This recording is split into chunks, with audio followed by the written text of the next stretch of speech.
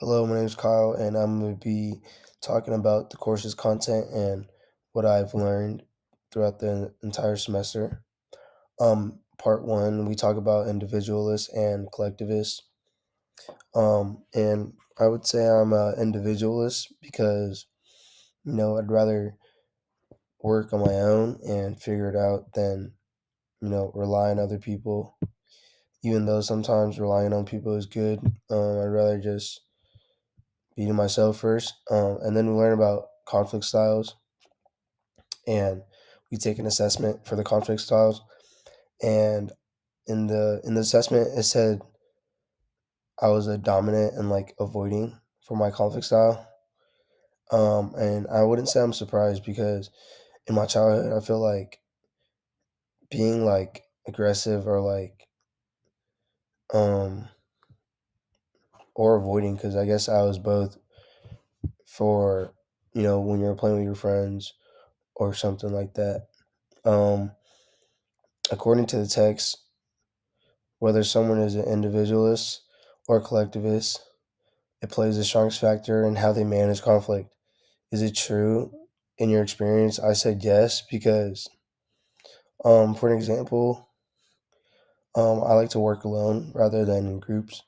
Um, Kids my or people my age, I feel like to work in groups and stuff, but I like to work out alone. So that's like a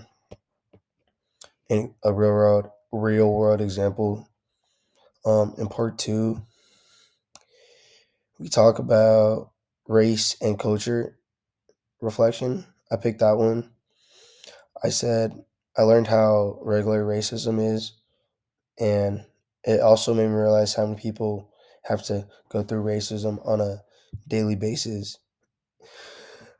And in part three, I picked microaggressions and how it's a big deal and how to talk them out when to walk away.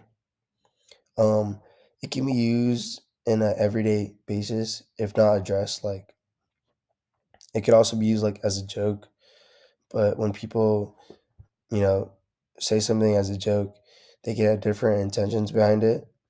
So that could be like hurtful to someone. Um,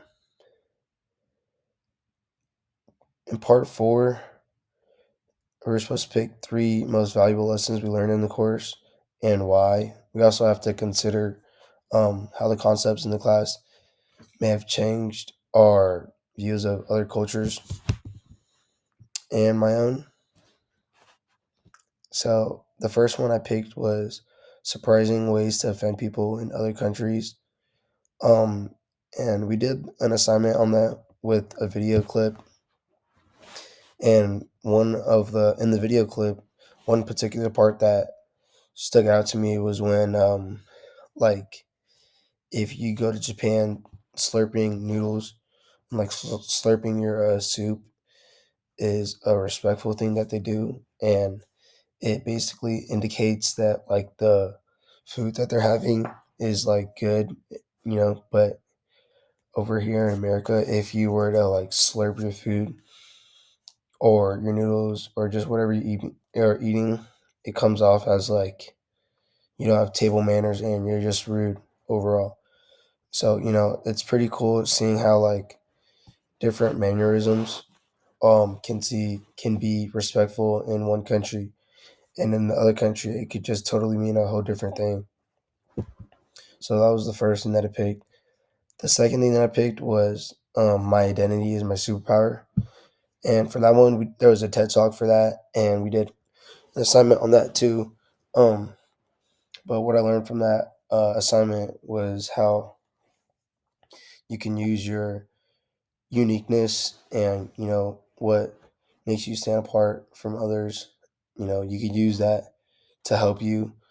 Um, in the TED talk, she was talking about how she wanted to be an actor, and she was Latina, and the people when they hired her, basically they wanted her to be like more of a Latina, like more Latina, like heavily, not like white, like you know.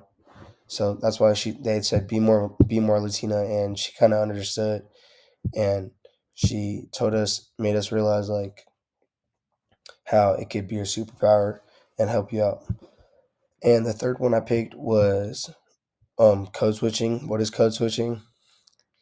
And in that video, he talked about how you had to talk to different types of groups, you know, by changing the vocabulary and just how you say things. Because like talking to your parents, you don't talk to your parents the same way you talk to your friends.